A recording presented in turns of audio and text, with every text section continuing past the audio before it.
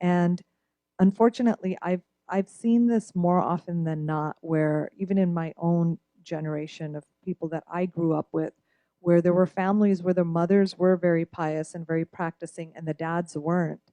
And especially in the young men, many of them grew up to not necessarily choose the practice of the deen, unfortunately. It was hit or miss.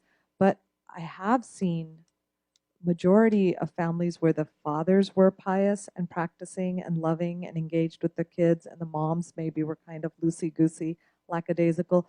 Many of the kids have chosen to practice the deen and to practice it seriously. The dads have a power over their kids that really cannot be explained.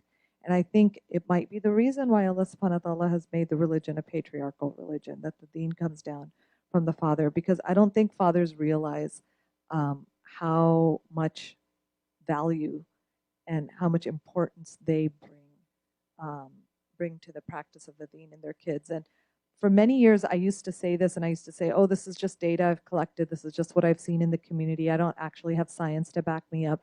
But now we actually have science to back up this assertion. There's a book called Families and Faith, How Religion Gets Passed Down Across the Generations. It's by Vern Bengston. He used to be a Christian minister.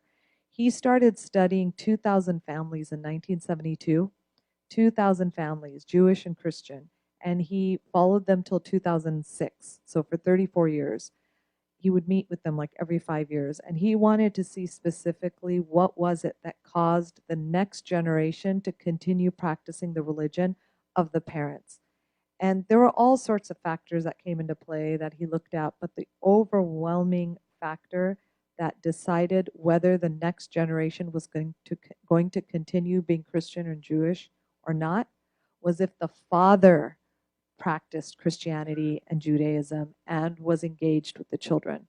What his studies showed was that it wasn't enough for the father to be pious.